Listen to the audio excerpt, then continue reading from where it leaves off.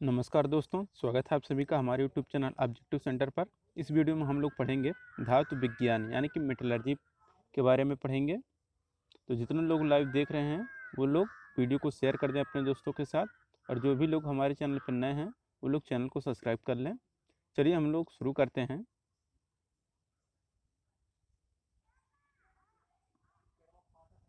धातुओं के प्राकृतिक गुणों को ही उनका भौतिक गुण कहा जाता है।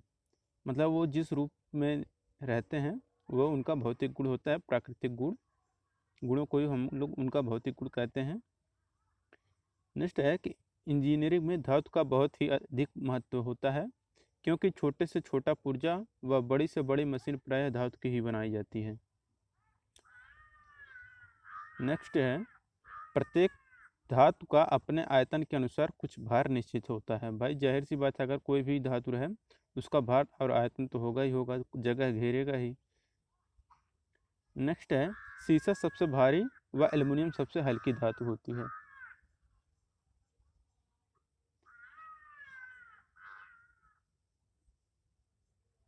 नेक्स्ट है, प्रत्येक धातु विद्युत व ताप का अच्छा सुचालक होता है। जो भी धातु होता है वह विद्युत और ताप का सुचालक होता है। केवल पारे को छोड़कर सभी धातुएं ठोस अवस्था में होती हैं। जो पारा रहता है यह हमारा द्रव अवस्था में पाया जाता है। नेक्स्ट है, धातु एक खनिज पदार्थ है। नेक्स्ट है, प्रत्येक धातु में निम्नलिखित गुण होते हैं। जैसे कि आपका हो गया भौतिक गुण पहले नंबर, फिर आपका रासायनिक गुण, फिर आपका यांत्रिक गुण। तो भौतिक गुण, रासायनिक गुण और यांत्रिक गुण होते हैं प्रत्येक धातु में। भौतिक गुण धातु का वह गुण होता है जिनसे उनका भार, रंग, बनावट, चमक आदि का ज्ञान होता है, तो वह हमारा क्या होता है, भौतिक गुण होता है। और धातु का वह गुण जिससे उसकी कठोरता, भंगुरता, तन्यता, चिमड़पन, धातु कर्मणीयता आदि का ज्ञान होता है, वह हमारा यांत्रिक गुण कहलाता है, यानी कि वह मैकेनिकल प्रॉपर्टीज कहलाता है। धातु का रासायनिक गुण वह होता है जिससे एक पदार्थ दूसरे पदार्थ में क्रिया प्रतिक्रिया करता है, तो हमारा रासायनिक गुण कहलाता है। कठोरता क्या है, तो देखिए कठोरता धातु का वह गुण है जिसके कारण वह आसानी से घिसने व कटने का विरोध करता है, वह हमारा हार्डनेस कहलाता है। मतलब आसानी से घिस से और कटने का जो विरोध करता है वह हमारा हार्डनेस कहलाता है। नेक्स्ट है, धातु वर्ध्यता यानी कि मैलिएबिलिटी क्या है, तो मैलिएबिलिटी धातु का वह गुण होता है जिसके कारण उसे पीट कर बिना टूटे चादरों में परिवर्तित किया जा सके, वह हमारा मैलिएबिलिटी कहलाता है। सोना तथा चांदी में मैलिएबिलिटी का गुण अधिक होता है। सबसे ज़्यादा होता है हमारा सोने में ज़्यादा होता है, फिर इसके बाद हमारा चांदी में आता है। तो इन दोनों में सबसे ज़्यादा किसका होता है मैलिएबिलिटी, सोने का मैलिएबिलिटी ज़्यादा होता है। नेक्स्ट है कि धातु की डक्टिलिटी गुण के कारण ही धातु को खींचकर पतली तारों के रूप में बनाई जाती हैं, जैसे कि तांबा। तो देखिए किसी भी पदार्थ को जो तन्यता होती है किसी पदार्थ की, उसी के कारण क्या होता है, उसे हम लोग पतली तारों के रूप में खींचे सकते हैं। यह पदार्थ का वह गुण जिसके कारण हम उसे पतली तारों के रूप में खींच सकते हैं, वह हमारा डक्टिलिटी यानी कि तन्यता कहलाता है। नेक्स्ट है, प्रत्यास्थता यानी कि इलास्टिसिटी जो होता है, धातु का वह गुण है जिसके कारण खींचने या भार डालने पर उसमें परिवर्तन आता है और हटाने पर पुनः अपनी पहली अवस्था में आ जाता है। जैसे कि आपका स्प्रिंग समझ लीजिए, स्प्रिंग को हम लोग नीचे खींचते हैं तो वो खींच जाता है, लेकिन जैसे हम लोग छोड़ते हैं वह हमारा पुनः अवस्था में चला जाता है, मतलब प्रारंभिक अवस्था में चला जाता है। तो हमारा प्रत्यास्थता गुण के कारण होता है। अगर वह अपने प्रारंभिक अवस्था में ना जा पाता तो हमारा प्लास्टिसिटी कहलाता। नेक्स्ट है, प्रत्येक धातु अपारदर्शक होती है, अर्थात किसी धातु को आर पार नहीं देखा जा सकता है। तो जितनी भी धातुएं होती हैं वह क्या होती हैं, ऑब्क्यू होती हैं, यानी कि अपारदर्शक होती हैं, और उसे हम लोग क्या करते हैं, आर पार नहीं देख सकते हैं। भंगुरता क्या है, देखिए जो ब्रिटाइलनेस होता है यह धातु का वह गुण है जिसके कारण उसे धातु हल्की चोट लगाने से टुकड़े टुकड़े होकर टूट जाती है। शीशे में यह गुण अधिक पाया जाता है। मतलब आप किसी पर हल्का सा भी चोट मार दें और वो टूट जाए तो समझिए वो आपका भंगुर मटेरियल है। तो यह गुण जो सबसे ज़्यादा पाया जाता है यह आपका, जैसे कि शीशे में यह गुण सबसे ज़्यादा मात्रा में पाया जाता है। ब्रिटाइल में आपका कभी कभी ऐसे क्वेश्चन पूछ तो कास्ट आयरन कैसा है, तो कास्ट आयरन भी आपका ढलवा यानी जिसे बोलते हैं ढलवा लोहा, यह भी हमारे एक ब्रिटल मटेरियल यानी कि भंगुर पदार्थ होता है। तो नेक्स्ट यहाँ पे वही है कि ढलवा लोहा एक ब्रिटल मटेरियल है यानी कि भंगुर पदार्थ है। अधातुएं जो होती हैं ये नॉन मेटल व ठोस द्रव गैस तीनों अवस्थाओं में पाई जाती हैं अधातुएं। धातुओं को मिलाकर ही हम लोग मिश्र धातु बनाते हैं। इसी का कारण क्या होता है, जब कई सारे धातुएं मिलकर मिश्र धातुएं बनाती हैं, तो अलग अलग धातुएं मिलकर जो धातु बनाती हैं, कंपाउंड बनाती हैं, वह हमारा मिश्र धातु कहलाता है। अलौह धातुओं में लोहे के कण नहीं पाए जाते हैं। जाहिर सी बात है, लौह धातु रहेगा तो उसमें लोहा पाया जाएगा, जिसमें अलौह धातु में लोहा नहीं पाया जाएगा, जैसे कि आपका एल्युमिनियम और तांबा हो गया। लौह धातुओं का जो गलनांक होता है वह लोहे धातुओं से कम होता है, यानी कि लौह धातुओं का गलनांक ज़्यादा होता है और जो अलौह धातु होते हैं उनका गलनांक कम होता है। अलौह धातु में चुंबक के गुण कम पाए जाते हैं। तो जो अलौह धातुएं होते हैं उनमें चुंबक के गुण कम पाए जाते हैं और लौह धातु में चुंबक के गुण सबसे ज़्यादा पाए जाते हैं। कास्ट आयरन जो रहता है, कास्ट आयरन में कार्बन संयुक्त रूप से और स्वतंत्र रूप में पाई जाती है, जिसे हम लोग ग्रेफाइट कहते हैं। तो कास्ट आयरन में क्या होता है, कार्बन संयुक्त रूप में पाया जाता है और जो ग्रेफाइट रहता है उसमें स्वतंत्र रूप से ग्रेफाइट पाया जाता है। स्वतंत्र रूप में जो पाई जाती है उसे हम लोग ग्रेफाइट बोलते हैं। वात्या भट्ठी लौह अयस्कों को पिघलाने वाली भट्ठी होती है। तो यानी कि जिसे हम वात्या भट्ठी यानी कि ब्लास्ट फर्नेस रहता है, यह लौह अयस्क को पिघलाने वाली भट्ठी होती है। नेक्स्ट है वात्या भट्ठी गोलाकार शंकु रूप की होती है। आप लोग देखे होंगे कुछ इस तरह से रहता है, यहाँ पे ऐसे इसका रहता है, इस तरह से यहाँ पे इसका बटा रहता है, यहाँ पे टूयर वूयर लगा रहता है, हवा का झोंका दिया जाता है टूयर से, ऐसे रहता है। तो यहाँ पे है नेक्स्ट, पिग आयरन बहुत ही निम्न स्तर का लोहा है जिसे कार्य के लिए सीधे प्रयोग नहीं किया जाता है। नेक्स्ट है कि पिग आयरन को हम लोग निम्नलिखित 3 श्रेणियों में बांट सकते हैं। एक तो रचना के अनुसार, दूसरा प्रयोग के अनुसार, तीसरा बनाने की विधि के अनुसार हम लोग पिग आयरन यानी कि कच्चा लोहा को हम लोग बांट सकते हैं। रचना के अनुसार देखिए क्या होता है कि रचना के अनुसार हमारा पिग आयरन को 3 भागों में फिर दोबारा बांट सकते हैं। जैसे कि हमारा हो गया पहले white pig iron, grey pig iron, molten pig iron. तो ये सफ़ेद पिग आयरन है, सफ़ेद pig iron, grey pig iron और मोल्टेन पिग आयरन, ये हमारे रचना के अनुसार होते हैं। नेक्स्ट है कि पिग आयरन को दोबारा क्यूपोला फर्नेस में पिघलाकर ढलवा लोहा यानी कि कास्ट आयरन बनाया जाता है। तो कास्ट आयरन कहाँ पे बनाया जाता है, क्यूपोला फर्नेस में। कास्ट आयरन कहाँ से, ये क्वेश्चन पूछता है कि कास्ट आयरन किस भट्ठी में बनाया जाता है, तो क्यूपोला फर्नेस में। और कभी कभी पूछ लेता है कि ढलवा लो, ये अभी आएगा, चलिए हम लोग देखते हैं। ढलवा लोहा निम्नलिखित प्रकार का होता है, grey cast iron, white cast iron, malleable cast iron और एलाई कास्ट आयरन। तो ये आपको 4 प्रकार यहाँ पे दिख रहा है। ग्रे कास्ट आयरन या इसी को हम लोग बोलते हैं धूसर ढलवा लोहा बोलते हैं, सफ़ेद cast iron, malleable cast iron, alloy cast iron, ये 4 हो गए। ग्रे कास्ट आयरन ढलाई कार्यों में सबसे अधिक प्रयोग किया जाता है। जो ग्रे कास्ट आयरन होता है यह ढलाई कार्यों में सबसे ज़्यादा प्रयोग की जाती है। ग्रे कास्ट आयरन का जो रंग होता है वह भूरा अथवा ग्रेफाइट अवस्था में कार्बन उपस्थित होता है। ग्रे कास्ट आयरन किसी को हम लोग भूरा ढलवा लोहा भी बोलते हैं। ग्रे कास्ट आयरन में उच्च संपीड़न सामर्थ्य यानी कि हाई कंप्रेसिव स्ट्रेंथ होता है, यानी कि जो ग्रे कास्ट आयरन रहता है इसमें उच्च संपीड़न सामर्थ्य होता है। ग्रे कास्ट आयरन जो रहता है इसका प्रयोग हम लोग clutch plate, break drum, motor, housing, engine frame उपकरणों के बेड आदि बनाने में ग्रे कास्ट आयरन का यूज किया जाता है। जो हमारा लेथ मशीन रहता है उसका जो बेड रहता है आधार, उससे भी कास्ट आयरन से का ही बना रहता है। सफ़ेद कास्ट आयरन में क्या होता है कि सीमेंटाइट के रूप में कार्बन उपस्थित होता है। तो किसमें, ये पूछ लेता है कि सीमेंटाइट के रूप में कार्बन किसमें उपस्थित रहता है, तो हम वहाँ पे करेंगे हम लोग टिक व्हाइट कास्ट आयरन। तो व्हाइट कास्ट आयरन में कार्बन कंबाइंड फार्म में तथा ग्रे कास्ट आयरन में फ्री फार्म में पाई जाती है। तो ये भी क्वेश्चन बहुत इंपॉर्टेंट रहता है कि कार्बन किस में कंबाइंड फार्म में पाया जाता है। तो ग्रे कास्ट आयरन में जो कार्बन रहता है यह कंबाइंड फार्म में पाया जाता है। व्हाइट कास्ट आयरन में क्या होता है कि कार्बन जो रहता है हमारा कंबाइंड फार्म में पाया जाता है और ग्रे कास्ट आयरन में क्या होता है यह फ्री फार्म में कार्बन पाया जाता है। मैलिएबल कास्ट आयरन जो रहता है यह सफ़ेद कास्ट आयरन को सुधार करके बनाया जाता है। तो सफ़ेद कास्ट आयरन को सुधार करके हम लोग मैलिएबल कास्ट आयरन बनाते हैं। पिटवा लोहा क्या होता है कि यह सबसे लोहे का शुद्धतम रूप होता है पिटवा लोहा। पिटवा लोहा देखिए यही हम आपको बताना चाह रहे थे, जो पिटवा लोहा प्राप्त होता है ये हमारा पुडलिंग फर्नेस से प्राप्त होता है। पिटवा लोहा पुडलिंग फर्नेस से। पिटवा लोहा में जो लोहा होता है यह लगभग 98.8% होता है। पिटवा लोहा जो होता है इसको हम लोग आसानी से मोड़ सकते हैं, फोर्ज अथवा फोर्ज वेल्ड भी किया जा सकता है। पिटवा लोहा बहुत ही मैलिएबल तथा डक्टाइल होता है, यानी कि तन्य होता है और मैलिएबल होता है पिटवा लोहा।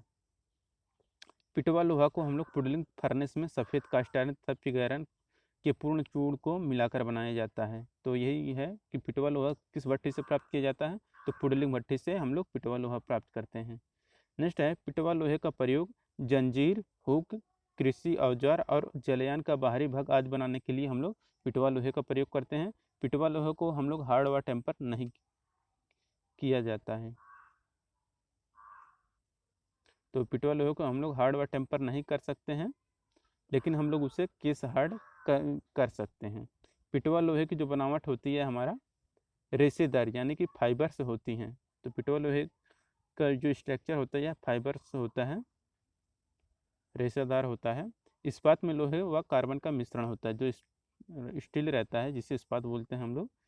तो यह हमारा लोहा और कार्बन का बनाया जाता है। इस्पात में मुख्यतः जो मेन तत्व रहता है वह कार्बन रहता है। कार्बन की मात्रा चेंज करने से इस्पात अलग अलग हो जाते हैं, आपको भी पता होगा। कार्बन की मात्रा पर ही इस्पात की कठोरता निर्भर करती है। तो अगर आप कार्बन का परसेंटेज बढ़ाएंगे तो उसकी क्या कठोरता क्या होती है, बढ़ती जाती है। अगर कार्बन की परसेंटेज घटाएंगे तो कठोरता घटती जाती है। अगर आप कठोरता बढ़ाएंगे तो डक्टिलिटी घटेगी। नेक्स्ट है कि इस्पात में कार्बन की अधिकतम मात्रा 1.5% तक होती है। और इस्पात कितने प्रकार के होते हैं, तो यह देखिए यहाँ पे इस्पात निम्नलिखित प्रकार के हैं। एक हो गया आपका plain carbon steel, alloy steel, cast steel, ये हमारा 3 मुख्य है। तो प्लेन कार्बन स्टील में क्या होता है कि केवल आयरन एवं कार्बन को मिलाकर ही प्लेन कार्बन स्टील बनाया जाता है। और जो लो कार्बन स्टील रहता है इसमें कार्बन की मात्रा जो रहती है यह 0.1% तक रहती है। नेक्स्ट है कि माइल्ड स्टील में कार्बन की जो मात्रा होती है 0.1% से 0.3% तक होती है। माइल्ड स्टील में कार्बन की परसेंटेज। मध्यम कार्बन इस्पात यानी कि मीडियम कार्बन स्टील में जो कार्बन की मात्रा होती है यह 0.3% से 0.75% तक होती है। मध्यम कार्बन इस्पात मृदु इस्पात से उत्तम होता है। यह भी हो गया कि मध्यम कार्बन इस्पात मृदु इस्पात से उत्तम होता है। और मध्यम कार्बन इस्पात को ऊष्मा उपचार द्वारा हार्ड एवं टेम्पर किया जा सकता है। नेक्स्ट है मध्यम कार्बन इस्पात का जो प्रयोग करते हैं हम लोग ड्राफ्ट फोर्जिंग में, एक्सल धूरे में, कृषि औजार में, कमानियाँ, तार आदि बनाने में हम लोग प्रयोग करते हैं। नेक्स्ट है कि उच्च कार्बन इस्पात में जो कार्बन की मात्रा होती है यह 0.75% से 1.5% तक होती है। नेक्स्ट है कि उच्च कार्बन इस्पात को ऊष्मा उपचार द्वारा बहुत हार्ड किया जा सकता है। अगर आपको हार्ड करना है उच्च कार्बन इस्पात को तो हम उसे ऊष्मा उपचार प्रोसेस द्वारा हार्ड कर सकते हैं। नेक्स्ट है उच्च कार्बन इस्पात मध्यम कार्बन इस्पात की अपेक्षा अधिक ब्रिटाइल होता है। तो ये हो गया क्योंकि देखिए उच्च कार्बन है ना, मतलब इसमें कार्बन की परसेंटेज ज़्यादा हो गई। और कार्बन की अगर परसेंटेज ज़्यादा है तो क्या होता है आपका कठोरता ज़्यादा हो जाती है। जब कठोरता ज़्यादा होगा, कठोरता ज़्यादा होना मतलब वह पदार्थ ज़्यादा भंगुर होगा, जिसकी कठोरता कम होगी वह कम भंगुर होगा। नेक्स्ट है एलॉय स्टील कई प्रकार के होते हैं, जैसे stainless steel, manganese steel, nickel steel, tungsten steel आदि। कास्ट स्टील में सिलिकॉन व मैग्नीज की निश्चित मात्रा सहित 0.2 से 0.5% तक कार्बन होती है।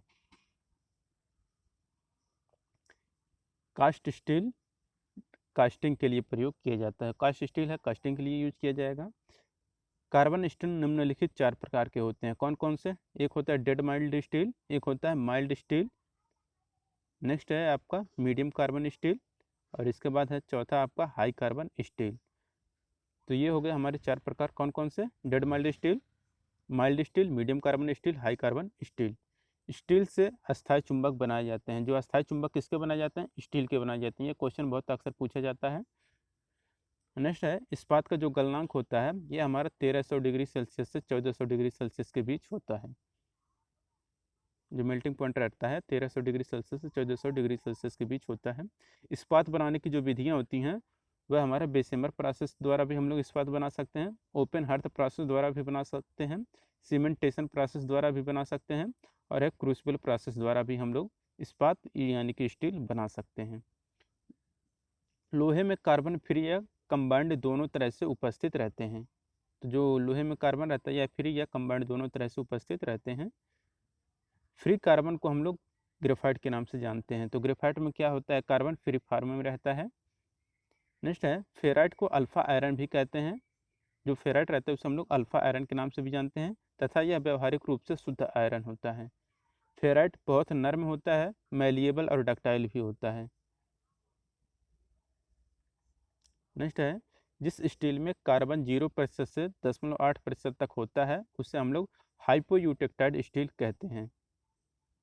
तो ये हमको पता चल गया। अगर 10 यहाँ पे देखिए, अगर 0 से लेकर 0.8% तक है तो हमारा हाइपोयूटेक्टाइड स्टील रहेगा, और अगर ये हमारा 0.8 है तो ये हमारा यूटेक्टाइड स्टील कहलाएगा। अगर 0.8 से ज़्यादा है तो ये हमारा हाइपर यूटेक्टाइड कहलाता है। तो ये याद रखिएगा, जैसे कि आपको हम यहाँ पे अब बता दे रहे हैं कन्फर्म कि जैसे ये 0.8% हो गया, 0.8% अगर ये है, अगर ये 0.8 जिसमें रहेगा वो हमारा कहलाएगा यूटेक्टाइड स्टील। अगर 0.8 से कम है तो ये हमारा कहलाएगा हाइपो यूटेक्टाइड स्टील। अगर 0.8 से ज़्यादा है तो ये हमारा हाइपर यूटेक्टाइड स्टील कहलाता है। तो आपको कन्फर्म हो गया ना कि अगर 0.8 है तो ये हमारी यूटेक्टाइड स्टील कहलाएगा, 0.8 से अगर कम है तो ये हमारा हाइपो यूटेक्टाइड कहलाएगा, अगर 0.8 से ज़्यादा है तो ये हमारा हाइपर यूटेक्टाइड कहलाएगा। हाइपो और हाइपर में आप लोग डिफरेंस याद रखिएगा। हाइपर हाइपर मतलब होता है ज़्यादा, हाइपो मतलब हो जाएगा आपका कम। तो याद रखिएगा यहाँ पे परलाइट सीमेंट व फेराइट की मिश्रित संरचना होती है।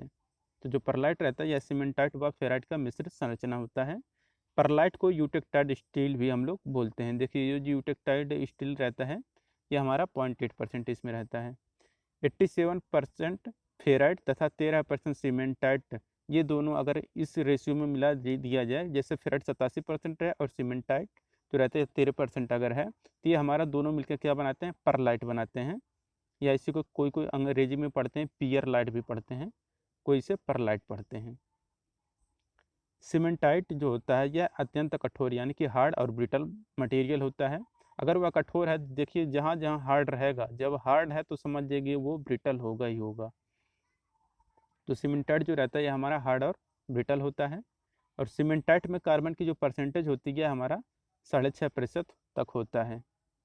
परलाइट का जो साइज होता है इसके ठंडा होने की दर पर निर्भर करता है। तो परलाइट की जो साइज होता है, ग्रेन साइज, इसको ठंडा होने की दर पर निर्भर करता है। जिस स्टील में कार्बन 0.87 से 2.1% तक होती है उसे हम लोग देखिए यहाँ पे दिया हाइपर यूटेक्टाइड। अगर 0.8 से ज़्यादा है, देखिए 0.8 से ज़्यादा है, कहाँ तक है? 2.1% तक है, तो उसी से हम लोग किस नाम से जानेंगे? Hyper eutectoid steel. अगर 0.8 से कम है तो ये हमारा हाइपो यूटेक्टाइड स्टील कहलाएगा, अगर 0.8 है तो ये हमारा यूटेक्टाइड स्टील कहलाएगा, और अगर 0.8 से ज़्यादा है तो ये हमारा हाइपर यूटेक्टाइड स्टील कहलाता है। नेक्स्ट है, आस्टेनाइट फेराइट से थोड़ा मजबूत तथा थोड़ा कम तन्य होता है। नेक्स्ट है, आस्टेनाइट गामा लोहा व कार्बन का ठोस घोल होता है। तो जो आस्टेनाइट रहता है यह गामा लोहा और कार्बन का ठोस घोल होता है। आस्टेनाइट क्या होता है कि यह अनुचुंबकीय है तथा शीघ्र घिसता भी है, शीघ्र घिसता भी नहीं है। तो आस्टेनाइट चुंबकीय अचुंबकीय है, सॉरी, आस्टेनाइट अनुचुंबकीय है तथा शीघ्र घिसता भी नहीं है। मार्टेनसाइट क्या है कि मार्टेनसाइट में जो लोहा रहता है वह गामा व अल्फा दोनों रूप में होता है। मार्टेनसाइट में जो लोहा रहता है यह अल्फा और गामा दोनों रूप में रहता है। देखिए अल्फा और गामा की बात कर रहा है, बीटा आयरन होता ही नहीं है। बीटा आयरन नहीं होता है, आप लोग इसे ध्यान में रखिएगा। अल्फा रहेगा, गामा रहेगा, मगर बीटा आयरन नहीं होता है। नेक्स्ट है, जब इस्पात को ऑस्टेनाइट स्थिति से बहुत शीघ्र ठंडा किया जाए तो उसे हम लोग मार्टेनसाइट प्राप्त होता है। मार्टेनसाइट क्या होता है कि बहुत ही कठोर व भंगुर होता है, कि मार्टेनसाइट बहुत कठोर और भंगुर होता है। मार्टेनसाइट की जो कठोरता होती है उसमें उपस्थित कार्बन और ठंडा होने की दर पर निर्भर करती है। तो कठोरता, जाहिर सी बात है, जो कठोरता रहता है यह कार्बन के परसेंटेज पर निर्भर करता है। अगर कार्बन की परसेंटेज ज़्यादा है तो वह ज़्यादा कठोर होगा, यानी कि वह भंगुर भी होगा। और ये इसमें यह है कि आपका ठंडा होने की दर पर भी यह निर्भर करता है मार्टेनसाइट की कठोरता जो होती है। हाई स्पीड स्टील एक एलॉय स्टील होता है, और हाई स्पीड स्टील से जो बने औजार उच्च गति पर कटाई भी कर सकते हैं। हाई स्पीड स्टील में 18% टंगस्टन होता है, 4% क्रोमियम, 1% वैनेडियम और 0.6% कार्बन। देखिए ये कहीं कहीं 0.6 यहाँ पे दिया है, मोस्टली आपको 0.7 मिलेगा, 0.7% मिलेगा। याद रखिएगा, कार्बन की जो परसेंटेज होती है आपका 0.7% यहाँ पे याद रखिएगा। 0.6 आपको बहुत कम मिलेगा। आप अगर ऑप्शन में 0.7 है तो उसको टिक करके आइएगा 0.7। हाई स्पीड स्टील को हार्ड करने के लिए 500 डिग्री सेल्सियस से 600 डिग्री सेल्सियस तक गर्म किया जाता है। इसका प्रयोग hexa blade, drill, reamer, cutting औजार आदि बनाने के लिए हम लोग हाई स्पीड स्टील का प्रयोग करते हैं। हाई स्पीड स्टील ऐसा स्टील जिसमें 3.5% निकेल हो, 0.3% कार्बन की मात्रा हो, उसको हम लोग rivet, pipe, shaft, axle, motor गाड़ी और हवाई जहाज के पुर्जे आदि बनाने में काम ला सकते हैं। 30 से 35% निकल वाले स्टील से क्रोनोमीटर, घड़ी का पेंडुलम, बारीक नाप तोल वाले यंत्र बनाए जाते हैं। तो जिसमें हम क्या होता है, निकल 30 से 35% होता है, उससे क्रोनोमीटर जैसे कि घड़ी का पेंडुलम, बारीक नाप तोल वाले यंत्र, ये सब बनाए जाते हैं। पीतल जिसे हम लोग ब्रास बोलते हैं, पीतल या तांबा और जिंक के भिन्न भिन्न मात्रा को मिलाकर बनाया जाता है। पीतल तांबा और जिंक से मिलकर बना रहता है। नेक्स्ट है कि रेड ब्रास में तांबा 85% और जिंक 15% होता है। यह तन्य और मुलायम होता है। तो जो रेड ब्रास रहता है इसमें तांबा 85%, जिंक 15% होता है। और जो यह क्या होता है आपका डक्टाइल और सॉफ्ट होता है। मुंज मेटल क्या है कि इसमें 60% आपका तांबा होता है और 40% जिंक होता है। तो इसी मुंज मेटल ब्रास में 60% तांबा और 40% जिंक होता है। नेक्स्ट है कांसा, तांबा और टिन का एलॉय है। जो कांसा रहता है यानी कि ब्रोंज, यह तांबा और टिन का एलॉय है। ब्रोंज बहुत अधिक कठोर और कम घिसने वाला एलॉय है, इसलिए इसका प्रयोग Bush bearing, seat rod, boiler आदि में हम लोग यूज करते हैं।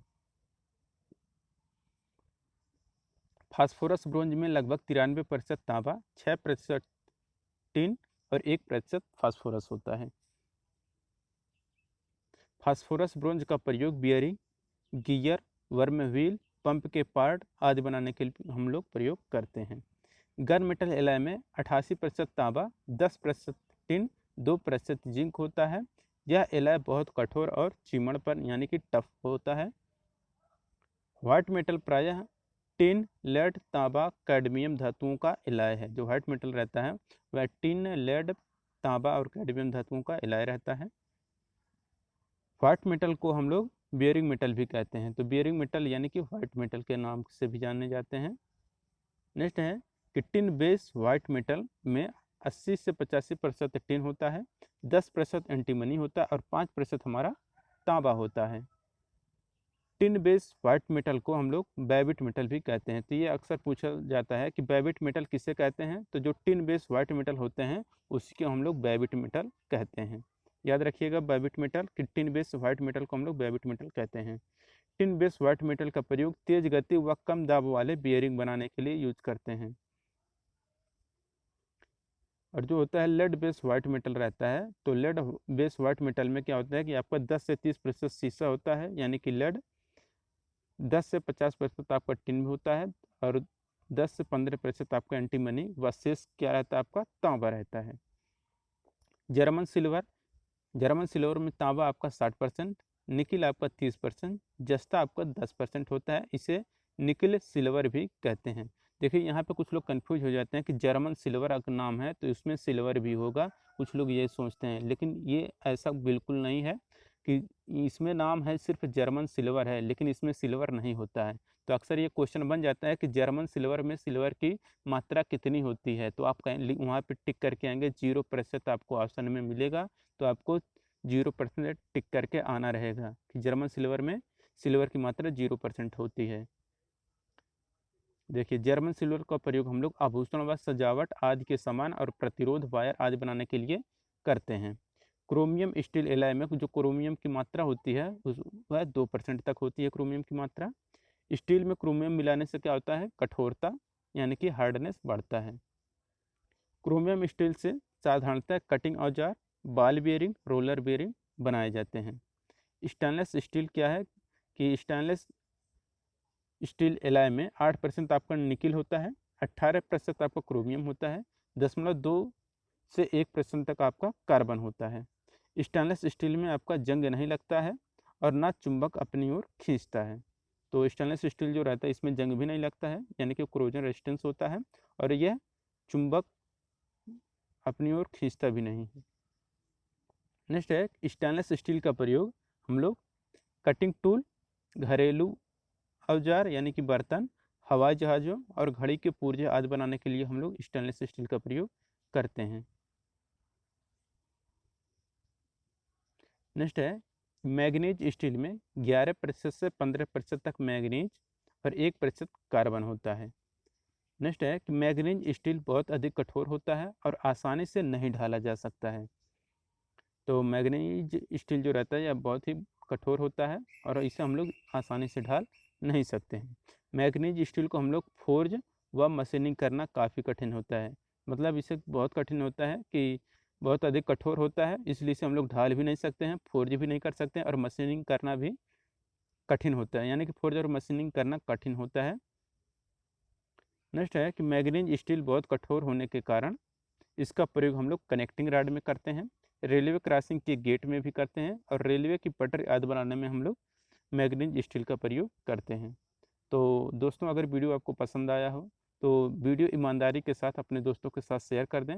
वीडियो को लाइक भले ना करें, चैनल को सब्सक्राइब भले ना करें, लेकिन वीडियो को शेयर आप लोग ज़रूर कर दिया करें अपने दोस्तों के साथ। स्टडी से रिलेटेड जितने ग्रुप हों उसमें भी आप लोग शेयर कर दें। तो मिलते हैं हम लोग सुबह 7 बजे, लेथ मशीन का क्वेश्चन रहेगा, उसमें लेथ मशीन के बारे में कल सुबह पढ़ेंगे। तो 7 बजे डेली लाइव आ जाया करें आप लोग, डेली लाइव क्लास चलती है। इसके बाद लेथ मशीन हम लोग पढ़ने के बाद ऑब्जेक्टिव सॉल्व करेंगे, जिसमें आपको चैप्टर बता दिया जाएगा, आपको पढ़ के आना है और आपको उसमें भाग लेना है, आपको कमेंट बॉक्स में आंसर देना रहेगा।